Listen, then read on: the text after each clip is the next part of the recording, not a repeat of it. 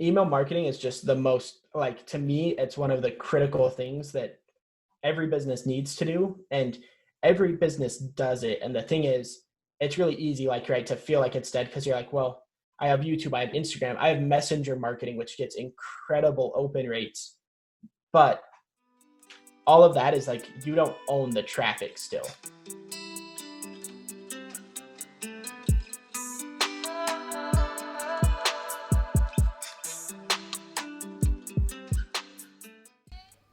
Hello everyone and welcome to CEO Journals with me, your host, Ethan Bridge.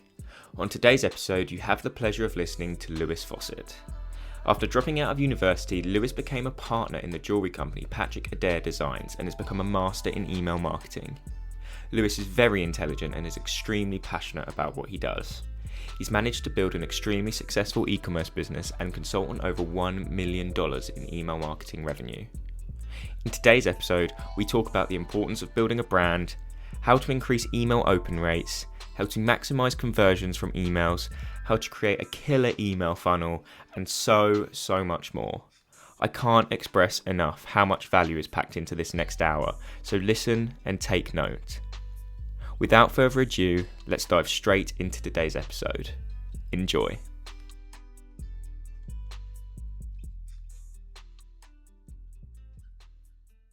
Hello everyone, welcome back to the CEO Journals podcast. Today on the show I have Lewis. Lewis, how are you doing today? Oh, I'm doing wonderful. How are you? I am superb. Had a good day and now we're on a call, so couldn't ask for more. So for the listeners that haven't heard of you before, if you just want to give us a quick 60-second introduction of who you are and what you do. My name's Lewis Fausett, and I'm a professional business strategist, is how I like to say it. And so I helped one of my friends in college go from being like a really small YouTuber to owning a multi-million-dollar e-commerce business. And then the connections that's given me, I just help other people, like entrepreneurs and influencers, set up their businesses to be successful with things like good operations management strategy and sustainable marketing initiatives. Incredible introduction. That's what we like to hear, and I can't wait to dive into more of that as we get on in the episode. But the way I like to start all my episodes is to throw it back with my guests and ask them about their time at school. So let's focus on 15-year-old Lewis. How did you find school? Were you straight A student or did you find school quite difficult? I was definitely a straight A student. I was really good at school. I got a 33 on my ACT, which like it's out of 36. So I think that's like 95th percentile. I graduated with a 3.999. I got one A minus in 1/4 all of high school. When I went to college, I didn't finish college, but I was on track to graduate summa cum laude. So like school was definitely one of those things I excelled at. So you didn't finish. Why not? I didn't. So it's kind of I'm going to try to shorten it down. Of So course. I played college rugby. Yep. And so I got injured a lot. I had a lot of concussions. And a big part of the reason I was at the university I was at was to play rugby. And so I was also doing research. I was a physics student, so I was doing MRI research, and I got to like fly around the country and present it. And I'd always told everyone I wanted to get a PhD in physics and do research. But I ended up in kind of like a bad place in my life where I had to medically retire from rugby because I wasn't healthy enough to play anymore. And then I threw like all the effort I had into research, and I was like really excelling at it, but I hated it. And so it was just like, oh crap, this is the thing I've been working for forever, and I don't know if I like it. And so what I was like, oh, I'll just go to medical school, because I was doing medical research and I really liked the medicine side of it. And from there, it made a lot of sense.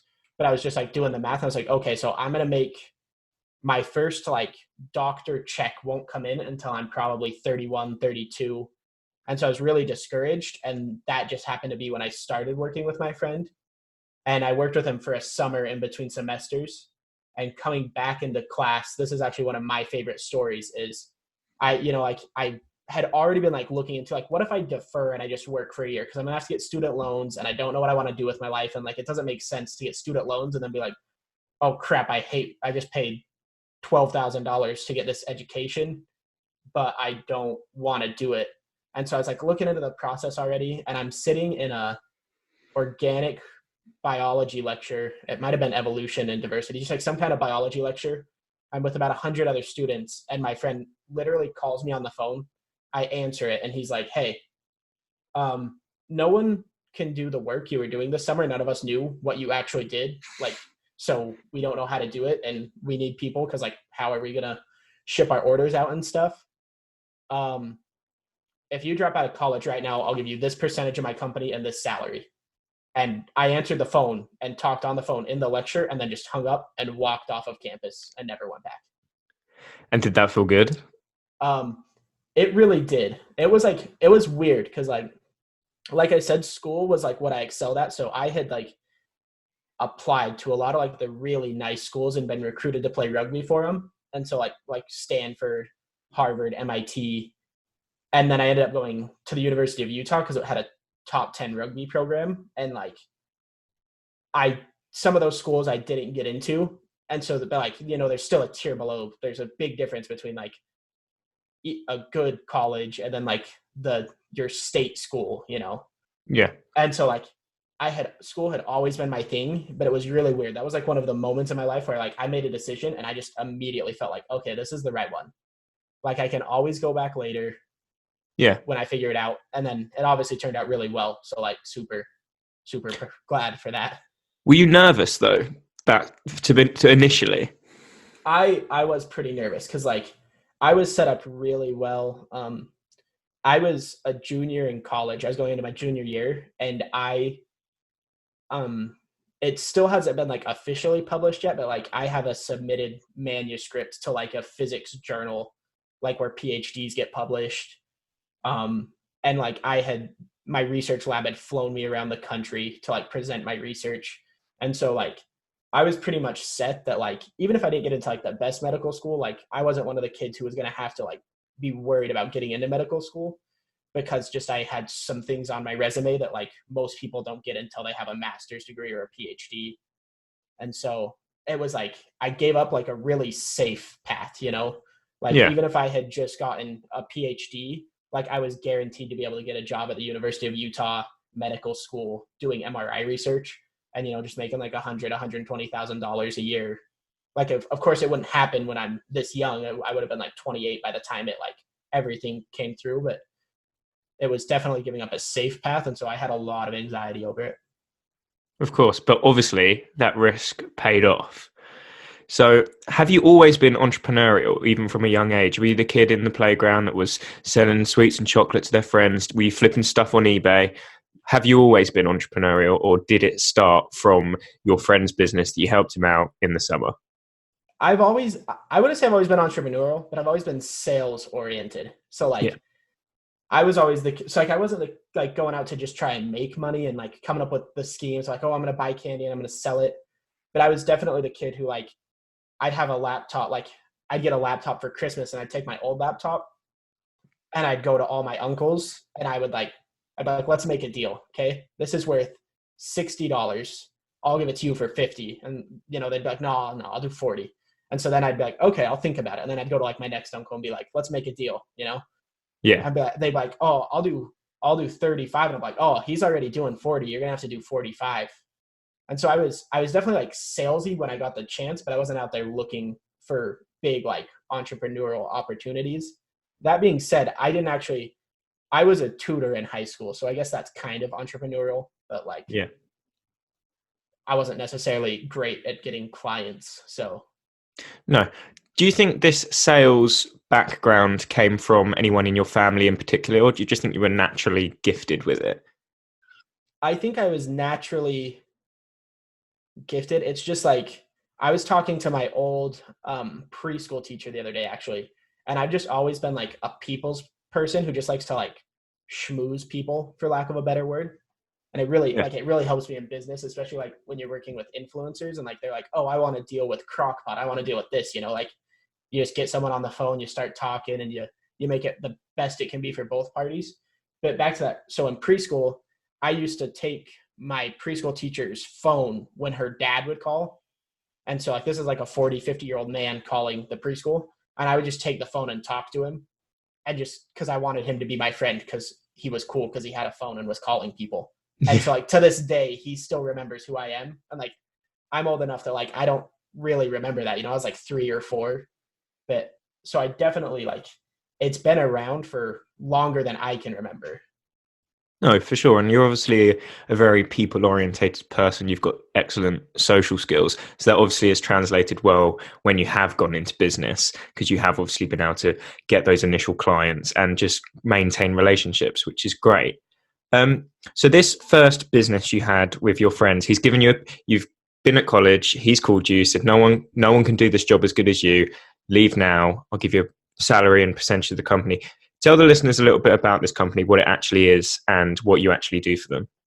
All right. So I am, and I still am to this day, the chief operations officer of Patrick Adair Designs. And so our company is, it's got 2 big parts. There's a production element because our CEO is a YouTuber. And so he has 650,000 subscribers and he just makes videos about designing cool things like a DIY makers channel.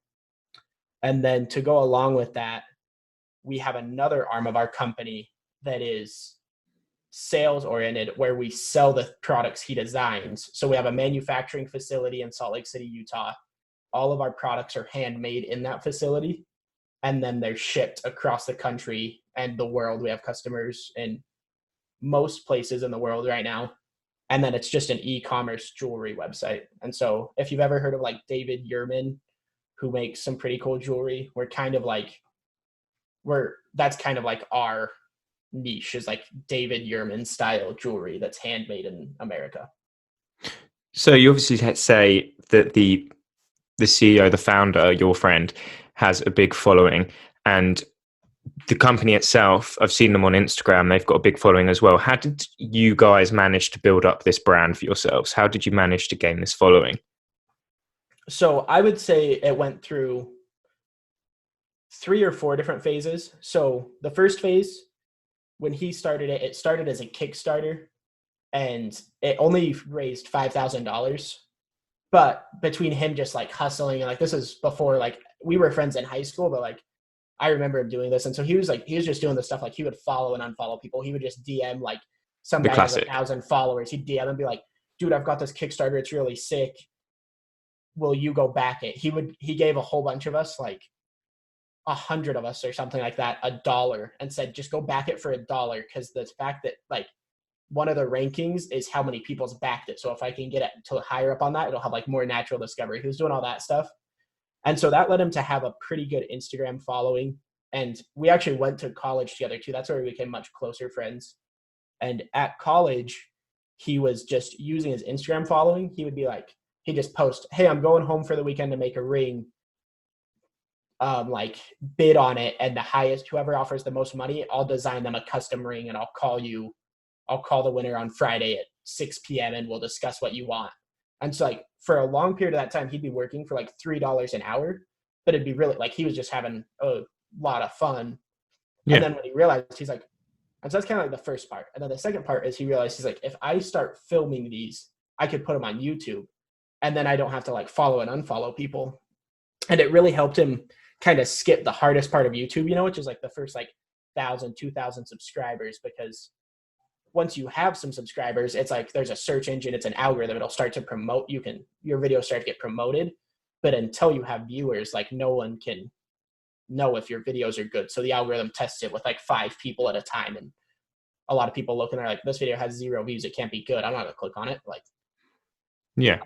And so that was the second phase, and it started to grow on YouTube. And that's when I got involved. Was he was having an issue where it was a one-man operation, and he just was like stuck in a cycle of like, I can't make content because I need to make orders, and I can't make orders because I need to make content. And so I came in and I helped him streamline his order process. So I helped him make a new website, and then I was also making some orders initially, but then it became a thing of like, oh, and we're growing faster because we were doing a really good job of positioning ourselves in the YouTube market by collaborating with bigger channels. By just like, we would just reach out to them and we'd make deals that were really good for them in the sense of like, hey, here's this ring. We sell it for $1,000. Like, if you want to go buy one on the internet that's not made by us, it's still $1,000. We'll give you guys 3. So like, we'll give both hosts a ring and your camera guy a ring if we can do a video with you. And we'll put a discount code in the video, and anyone who buys one of our rings will give you 20% of the sale. And so we just do stuff like that, like just making deals. And that let us grow pretty quickly once that started happening. And so then it was quickly became a thing of, it's like, oh, we need 2 people down here making rings, not just one, but we also need someone to like process the orders coming in and come up with a system to get like an order from the site to the people in the shop, get a finished product upstairs, inspected, shipped out the door, and customer support had to be handled. And so that's the stuff I started taking over immediately.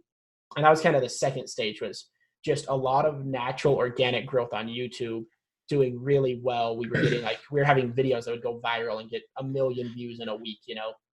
And that's where I really got like my operations management like degree, if I had one. And it was just the fact that it's like, we'd sell $18,000 of rings one month. Then the next month we'd sell 36,000. Then the next month we'd sell 70,000. And so it was just like, we were growing so fast because of the virality of YouTube that we had to create systems that worked. And so like, that was pretty much what I did full time, was just, okay, how are we going to create the order system? How are we going to create the customer service system? How are we going to do fulfillment? How are we going to do inspections? How can we change this? How can we make videos better? And then the third phase, which like was when we started doing more traditional marketing. And so that's where I like discovered my passion for email marketing. And because we had been just doing a ton of Gleam giveaways, which if you know what are familiar with YouTube, it's just Gleam was just a platform that you could like link in videos, and it'd be like, oh, we're doing a giveaway. If you want to enter, like us on Facebook, that gives you 1 entry. Follow us on Instagram, that gives you another entry. Subscribe on YouTube, give us your email, blah, blah, blah, blah. And so we had been doing that during that period of virality, but we had never touched the emails. And so what happened is I started experimenting with the emails, and we just found out, we're like, holy shoot, we can send an email and make $5,000 in a day, because we have so many emails of just customers. And we started like figuring out that strategy. And because we were still in that stage of like designing systems and building them out, for about 6 to 8 months, we paid an agency to do our email marketing for us. And that was one of like that was like a critical moment for me, because what it helped me learn was I got to watch, the company we paid was Mute 6. They just got acquired for $250 million. And so like, I got to watch the job being done by like industry leaders. And so it gave me like a degree in email marketing, basically, you know, because like a lot of people, you know, just like they're paying an agency, they just pay, forget about it. And they go, oh, it works really well. Like, I don't have to worry about it. I'd go home at night and I would just study every single thing we're doing and be like, okay, how can we do this better? How can we do this better? And then I'd come back with ideas. And then it just became a thing eventually where like, I was so passionate about it, it didn't make sense to pay them. And then from there, we also started using them for our paid Facebook advertising. And now we do Google advertising, and we do that in-house. And so that's kind of like the current stage we're in, where now we're like much more established as like, we have social media channels, we have paid channels, we have organic channels, we have email channels. And that's kind of where we are now, is just doing all the traditional stuff on top of that original social media. For sure. And email marketing is definitely something I'm going to dive into. But I have one more question on this business that I am actually really curious about, because at the moment, drop shipping is huge. And for every single new person that comes into the drop shipping game thinking it's going to be a get rich quick scheme, their initial thought is to go down the route of rings and accessories, the cheapest thing they can find on AliExpress, dirt cheap, and thinking they can flip it for $19, $20. How do you separate yourselves from all of these drop shippers? Because there must be an incredibly competitive industry now. Do you think it's just for the sole fact that you've built the brand for yourselves and that you've got all of these social platforms, you've got the email list behind you, that it puts you way above everyone else? Or are there certain other things that you implement to make sure you stay above all of these competitors? I mean, there's a few things. So firstly, we have products that some people can't compete with, and I'll give you an example. You don't post the video, correct? This is just an audio podcast. Yep. Okay, so your viewers won't be able to see this, but I'll show you this. And so this is a product we sell that like any dropshipper could sell, actually. It's one of our like lowest tier products. This is a pendant made out of meteorite. And so what you do is we buy slabs of meteorite and get it cut by factories. And then we hand assemble the casing and the necklace. But there are factories in China that just do that entire process for you, and you can just buy the pendant. But what they can't compete on is the respect and authority we have as a brand. And that's really what it is. It's the branding play. And I actually know people who like their business model is drop shipping, but I'm not a huge fan of like and like it obviously works. Like these people make way more money than me, but like Jared Getz or whatever, the guy who's always in front of that Lamborghini Gallardo or whatever, and his ads all over Facebook, like obviously he's making a lot of money. It's working. But the people I know really succeeding in e-commerce, not like, oh, it cash flows and then I have this really big coaching empire behind me, are building brands. And so some of them are still drop shipping, but they're coming up with like a couple products that work really well. And then, creating a story around it. Why are they different? And that's really what we have, is like the ability that a lot of our customers are like, I watched this kid make a ring on YouTube. That was the first time I saw it. I watched it handmade. He designed it. He explained why he does everything, how he does it.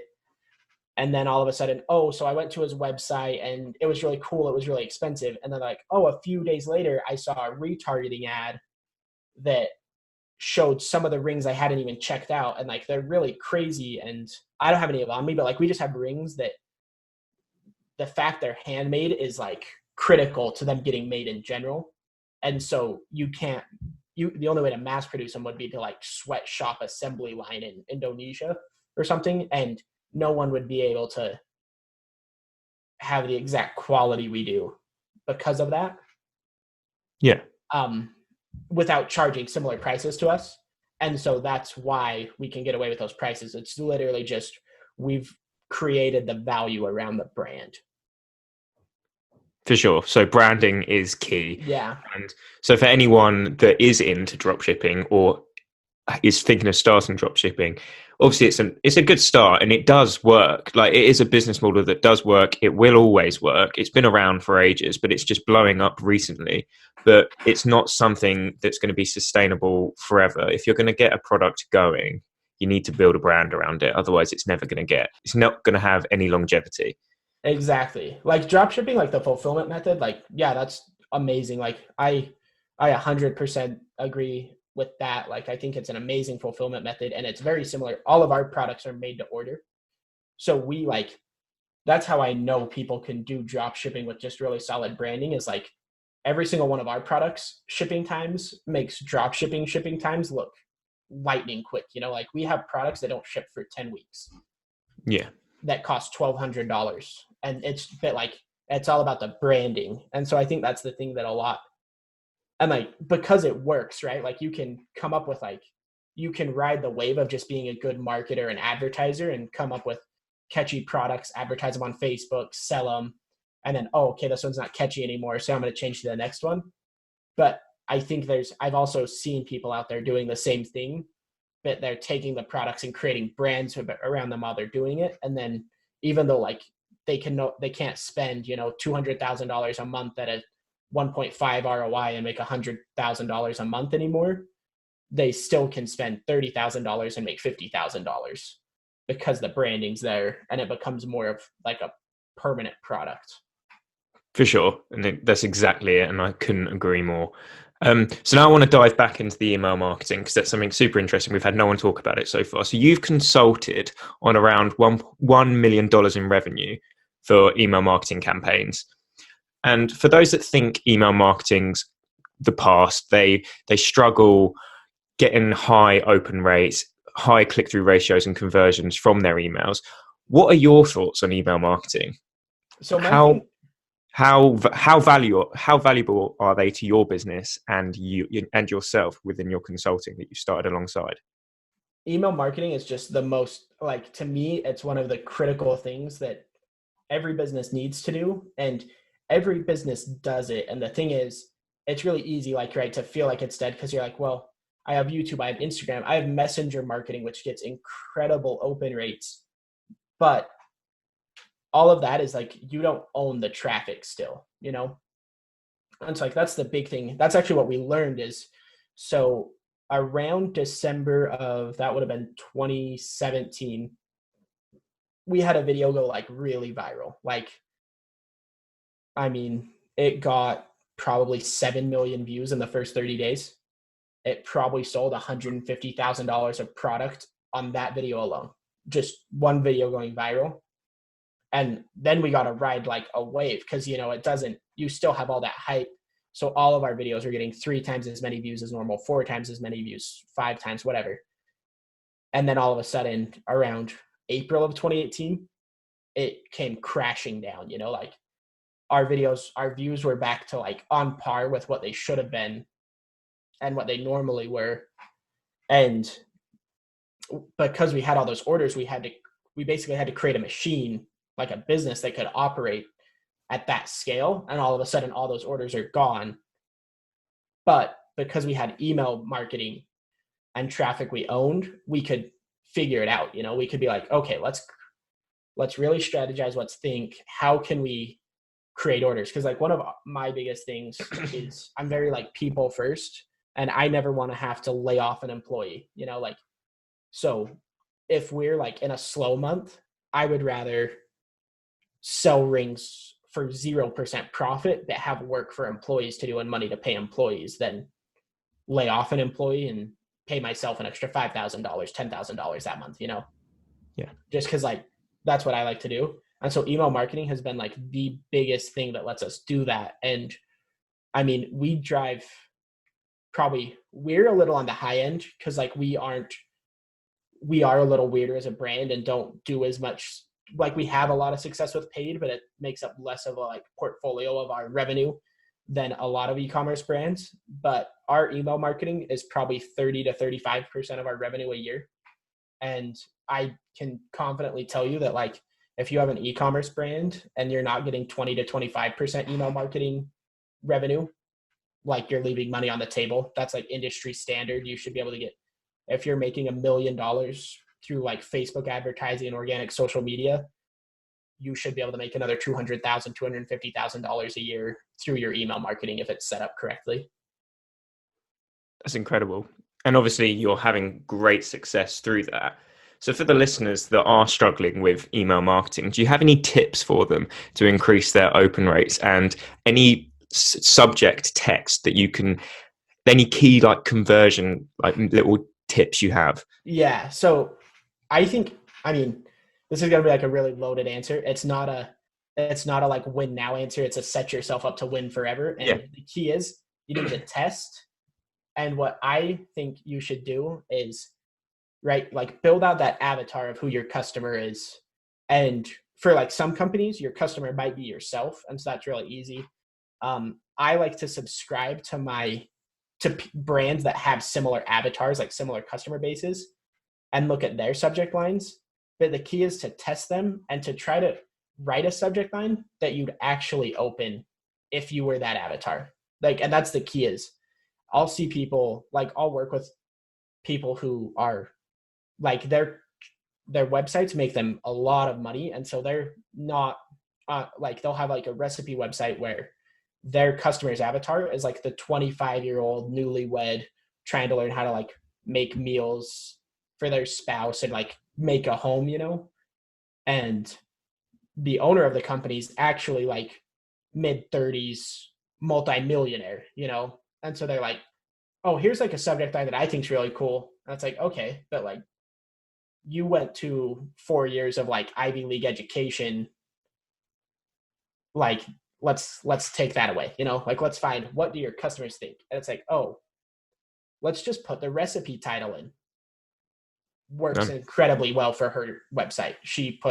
We just put like there's recipes in every email because it's a recipe website. We put the name of the recipe in the subject line for every email, even if we're talking about even if it's kind of like a weekly newsletter that's going to talk about this new product launching on the site or whatever, there's still always a recipe in it. And we still put home cooked lasagna and chef's knives, ! Or something. Like for Patrick Design, we have the luxury of a lot of our email list is 18 to 25-year-old males. And so I gotta have a lot of fun with that, because I just gotta come up with silly, stupid things, of one of them, one of our most successful emails to date as far as open rate was, we sent it out right around when Stranger Things came out, season 3, and the subject line was Stranger Rings. And super simple.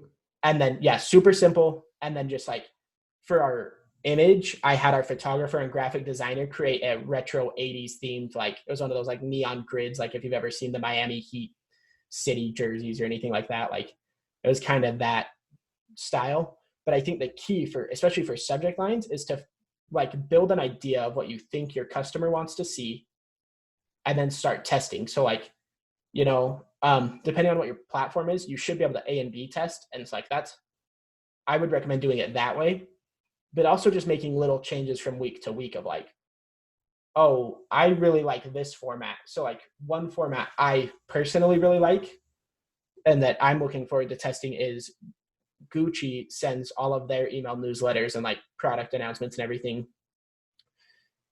Their subject lines are 90% just adjective plus noun. So it'll be reflective aviators. I'm trying to think. I had a list. I wish I would have thought to bring it with me, because this, and then one of them, something like luxury shades, just stuff like that. Yeah. And what I realized is it really piqued my interest, because none of it told you exactly what the product was. All the nouns were they're a little ambiguous. And so that's one that I am really excited to try for physical product companies that I work with throughout the next 30 days, because it was really getting my attention, because I would click on it because it's I think it was reflective activewear. That's what that one was. And I was like, what the freak is reflective activewear, Yeah. And I click on it and it's just a shiny jacket. I'm like, oh, that's cool. Back. And then but you still opened it. But yeah, I still opened it. And then the shades one was the same way, because I knew it was some kind of sunglasses in there. But I was like, what is that? Clicked it and I looked, I'm like, oh, these are sick. And then I went and looked at them on their website, and then I was like, okay, let's be a little fiscally responsible today and not spend that much money on sunglasses. Couldn't quite justify it on that day. Yeah, on most days. On most days you couldn't be able to justify it. Yeah, I completely understand.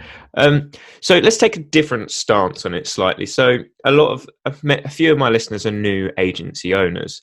So for their client acquisition and their emails, do you suggest a funnel through which they consistently provide value on? So say for a social media agency, on the first email, they just provide value on how to improve social media. Next email, how to start a podcast, different things on different social channels and how they can improve their business. And then eventually hit them with let's set up a meeting, let's set up a call, we can help you with all of this. Or do you have a perfect email template to get that call on the first email? So I'm glad you answered this question, because it gives me a chance to shamelessly self-promote. So if you go to newsletter.thedigitalageentrepreneur.com/CEO journals, you can look at my opt-in that I use. And what I like to do is exactly what you're saying. You provide value. And then the thing that I've seen really helps me is I put a meeting on the thank you page. You can set up a Calendly meeting with me. And that gets the people who are that gets the people who are immediately interested a chance just to oh yeah, I want to set up a call. I want to talk, what's it like to work with you? What's the cost? Blah, blah, blah, blah. But then the people who are no, I just thought you had some really cool information.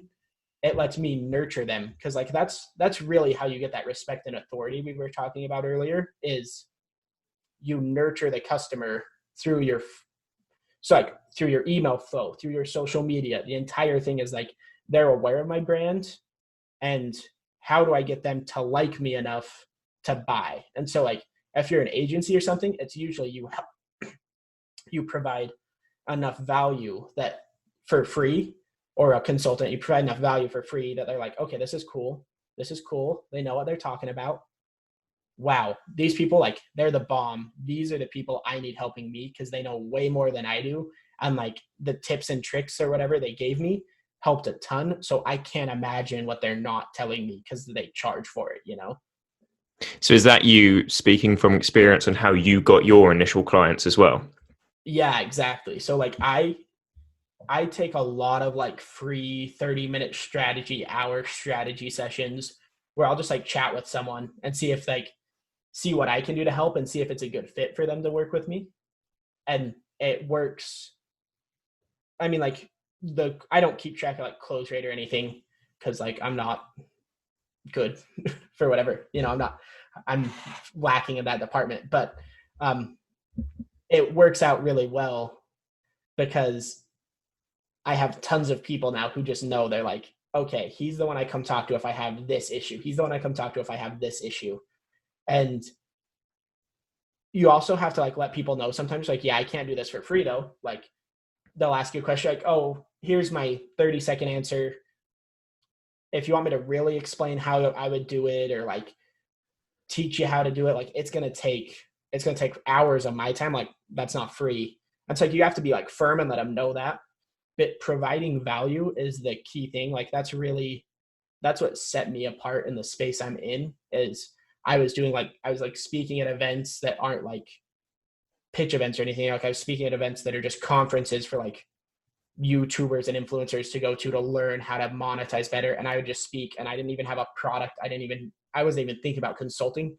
I just was giving back, because like, it was fun. And then people would come up to me in the halls and they'd ask me questions, and I just sit there and help them.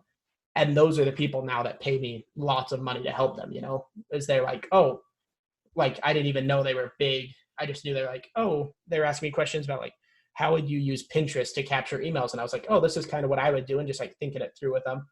And then a few days later, they emailed me and they're like, hey, you're going to work with me in 3 to 5 months when I have time. And I just like laughed it off. I was like, oh yeah, that's probably a joke.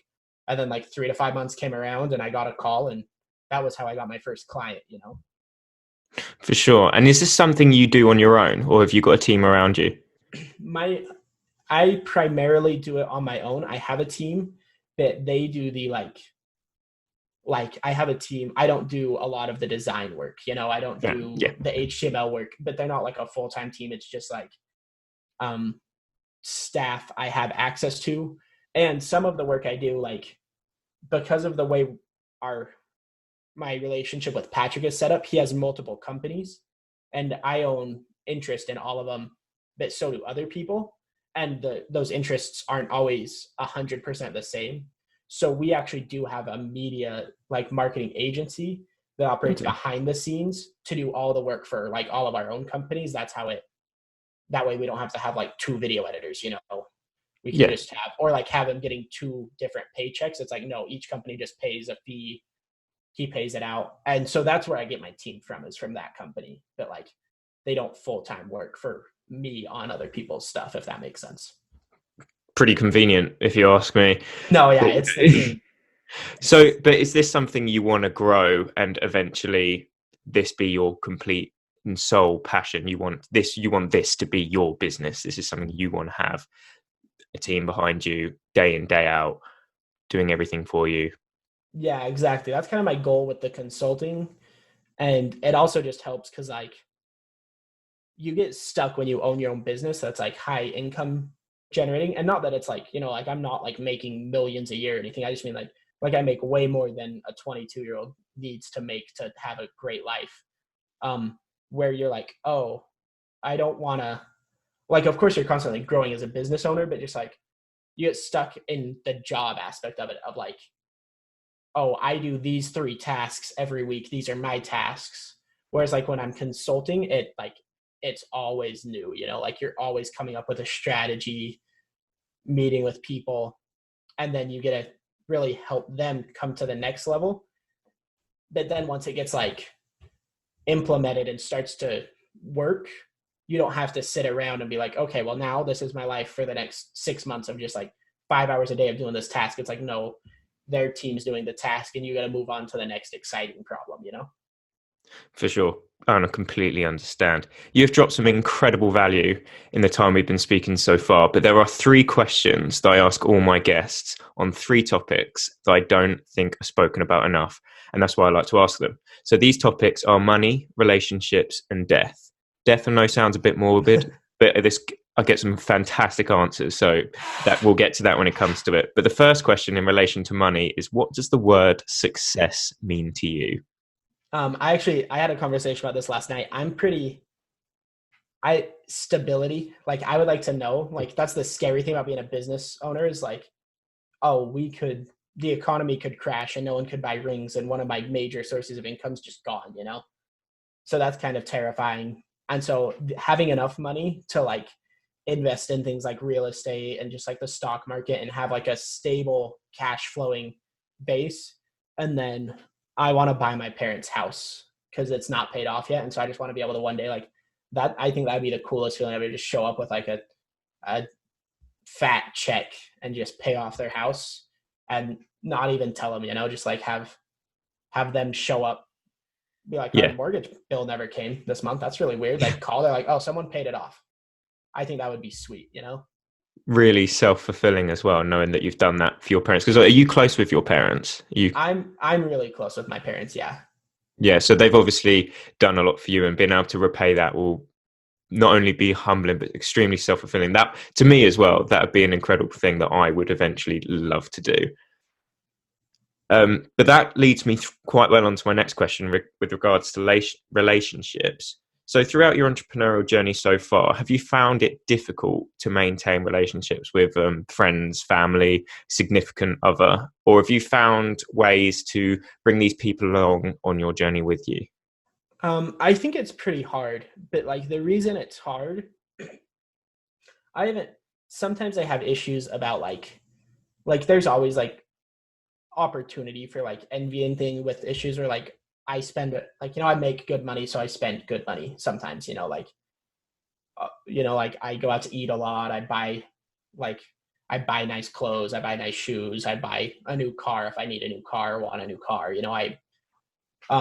but like, so I've had like very marginal issues with that. And like, mainly it's just like, you have to like kind of just not be a douchebag, like, just like, you have to remember that like, not everyone's in the same place. So you got to like, not try to like flaunt, because like, even though it feels really cool for like me sometimes, like I had a moment the other day where I had just like, for whatever reason, wasn't paying the closest attention to my personal finances and was feeling like, oh, I've spent a lot of money. And then I checked my accounts. I was like, holy crap, I have like a good amount of money in there for me. And like, for a lot of people, like they'd be like, oh, that's not that much money. But there's a lot of people like, especially like when your friends are 22-year-old, like college students just joining the workforce, they're like, holy crap, I've never seen that much money, like, and so it's like remembering that like, even though I felt really good, I can't go be like, hey friend who's in their junior year of college, I'm having a great day because I just added up all my different investment accounts and I have X amount of money in them,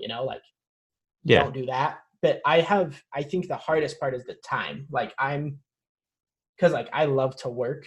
It's like, it's the thing like I got home at like 1 a.m. I think last night from a conference, unpacked my bags, ate, worked for like half an hour, got up at 6 a.m., worked again, and then took a nap and I'm like working again, like, and a lot of the work I did wasn't required to be done at that time, like it didn't have a time on it of like, this is like, it wasn't because of deadlines. It was just like, oh, I thought of doing this and it's only going to take 20 minutes and I really want to do it, so I'm going to do it before I go to bed. But that really runs into issues with like personal relationships where like I don't have as much time to like hang out with my friends, hang out with significant others, and that can definitely be strenuous in a relationship when like most 22, 23, 24, 25-year-olds are like, we're just trying to, like, we go to our 9 to 5, we hang out after, might like clean around the house, do some chores, but like got a good amount of free time. So they're expecting you to have a good amount of free time. And I work 60, 70 hours a week because I want to, because like that's what I have a lot of fun doing it. But then like your girlfriend's like, hey, why, like we could hang out 3 more times if you would just work less and you don't have to work that much. But like I'm really motivated and really driven to work that much, So like that's a hard thing to navigate sometimes. And I suppose everyone's got to think of it in a perspective that people like to spend their time doing different things. And as you say, your hobby is building businesses. That's your hobby. That's what you want to do in your spare time. And people should understand that, yeah, they might like watching Netflix, playing on the PlayStation, going out with friends. That's their hobby, but that's not your hobby. Your hobby is wanting to build something, wanting to make more money. So I suppose it's got to be reciprocal in the fact that you've got to see what other people enjoy doing. Exactly. That's really what it comes down to, but it can definitely be hard, And Yeah. and especially like I'm dating a girl right now who's in college, and so she's like almost as busy as I am, it's just like part-time job, goes to class, she gets really good grades, does a lot of extracurriculars. But then like she's like, you only have X amount of free time. I want to hang out like this day, this day, this day. And I'm like, oh no, I have these 2 things scheduled for that day. And she's like, well, like, why are you doing that at 8 p.m.? Like you don't have to do that. And it's like, because I really wanted to do it. And that was the soonest we could get it done, Yeah. And so I run into that issue a lot. And it's just like, but yeah, it's got to be reciprocal. I'm like, there's definitely a give and take of like, you have to remember too, that like money and everything isn't like, money's not everything. So you got to also like go out of your way to like I'll definitely have things like a friend comes in from out of town and I don't know they're coming in, where I'll clear 2 days of like non-vital work to spend time with them. Cause like you have to remember that it goes both ways, kind of like you said. Yeah. And I was speaking to a guy yesterday. In fact, that podcast's going to be up soon, but he's obviously extremely busy like you, but he just said when does have the time, it's more the quality of that time you spend with them. Like you lock your phone away, you're not on your phone, you just completely disconnect from everything else, and that time you're spending with them is 100% focused on them and nothing else. So I suppose that ups the quality, and that can balance out the lack of time that you're spending in that area. And that hit me. I was like, yeah, it's a super simple thing to do, and would also mean a lot to both ends of the relationship as well. Yeah, exactly. I definitely agree with things like that. Like just trying to increase the quality is definitely a good way to counteract the lack of quantity, Yeah, exactly. So final question. I said it was in relation to death, and it is. And the question is, are you afraid of dying? So sometimes Explain. I get really anxious sometimes about things like that.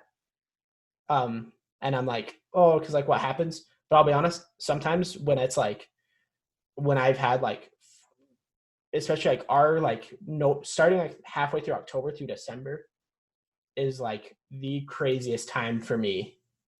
Cause like I'm still doing consulting, I'm still doing all that. And then we're selling, like we do 40% of our revenue in Q4. So like, With 40%. Christmas and Yeah, with Christmas, Black Friday. Because our products are made to order, we get a big start in October on doing like, you have to order right now. Like this is the deadline. If you don't order by this date, we will not work with you to get it out by Christmas, like, and obviously like we say that we still work with people, but like really trying to like drive the point home that, cause like we need to make it and ship it. So like, you've got to order soon. And so I'll be real. Sometimes when like I'm super stressed, I realize that I'm like, oh, one day, like that's not as bad because it's just peaceful, like yeah. You get rid of all the stress. No, I like that. Question then, just not in relation to that, but in relation to the business near Christmas. Do you turn people down if they order too late and literally just tell them you're not getting it in time, or do you try and work around it? Yeah, we try to work around it, but like we have the like public facing policy that like this is when it's guaranteed. First of all, for like legal reasons of like we want people to realize that like if you don't order past this date, we can't guarantee it's going to get there by Christmas because like it has to be made, we have to get it shipped, there's other customers, like we have to take care of everyone. But we work really hard to work with customers, and like one thing we'll do is we'll often do a thing where we send a cheaper product for free if a product's not going to get there for like a big day. So like if someone orders a wedding ring at the last minute, we'll find one of our like rings that someone can make in a significantly shorter amount of time. Yeah. Because like that's a big thing of like we have some products that are lower in the SKU, like lower priced SKUs of like this is $150 product and it's still handmade and everything. It's still super high quality, but it's like we can make a ton of them and ship them really fast. And it's to get customers into the system, you know, of like not really to make profit off of them, but just have customers coming into our system that we can give a good experience. And so a lot of the time we'll try to do things like, well, let's ship them one of those rings for free. And then we'll ship their ring when it's finished and stuff like that. I don't really oversee the exact execution of that anymore. So I'm not 100% sure on how they do it, but the kid who manages that, like our operations manager who's over customer support, is killer at just like making sure every single customer is really well taken care of. And like we see it in our return rate. Like we have one of the lowest return rates I've ever seen for a fashion e-commerce company. And it's just because like we pride ourselves on trying to work with customers. Like, I mean, I don't know how familiar you are. And like, I'm not like, I don't have like statistics in front of me, but like, do you know what you feel like an average return rate would be on e-commerce sites just in general? Me personally, at a guess. Yeah, Obviously depends on the niche. I think with fashion, it'd be much higher because I'm a culprit of it. I buy stuff and return it instantly if I don't like it. I think it's one of the easiest ones to do it with. So with fashion, probably I'd probably say like 10%. Fashion's usually closer to 15 to 20%. And like the average is around 10%. 5 to 10% is just industry e-commerce average. It pretty much sits somewhere 5 to 10%, but I can't remember the exact numbers. Our site-wide yearly return percentage is under 4%. That's incredible. Yeah. And so it's just like, we just like, that's so like, we like, I say a lot of stuff and people like feel like we're like awful because of like that. Like, oh, if you don't order by Christmas, we won't send don't order by this day. We won't send you your ring by Christmas. We're not going to work with you, blah, blah, blah, blah. Like, that's what I say behind the scenes. But it's because like I'm the policymaker who's like looking at the money numbers and the numbers. And then we have a really solid team who always knows that like you take care of the customer and it all works out in the end. And so we do a lot of we go above and beyond to try to make sure every single customer has the best possible experience they can have. And at the end of the day, that is the main thing. Exactly. You have dropped some incredible value on this episode, and I can't thank you enough for joining me. So where can the listeners catch up with you on social platforms if they want to follow up with you, ask you a question? What's your Instagram? Any other social platforms you're on? Instagram, Lewis WF. I'm not super active in how I post, but I have a lot of business associates who only talk to me through Instagram DMs. So like I see every single DM that gets sent. Also, like I said, that's like a real landing page. If you go to newsletter.thedigitalageentrepreneur.com/CEO journals, that's a special email list with an offer just for this, just for your podcast, where I actually took one of our content marketing guides that I use and teach when I go to like conferences. Like I'm going to speak at like CVX Live. I speak at one called Artisan Summit in Vegas. And it's just a guide on like how we strategize our video, like our social media content to actually sell product rather than just like throwing content out there, you know, like the process we go through on each one. And that's just as a free PDF if you sign up for that email list. And then that email list is where I feel like I give some of the most value. So like, I don't know when this is coming out, but the next email that's going to come, I'm actually going to explain the math behind how we use the value ladder system with those carbon fiber rings.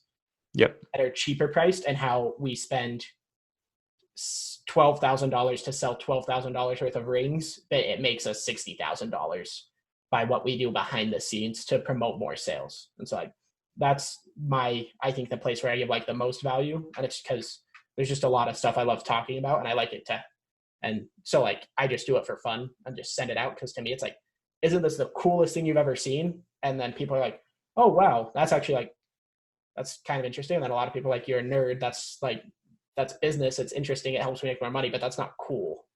And so, For sure. And you're extremely passionate, and I can tell by the way you're speaking. So those links will be in the show notes below. I'm going to sign up because I want to hear that. But Lewis, once again, thank you for joining me on this episode of CEO Journals. Thank you so much.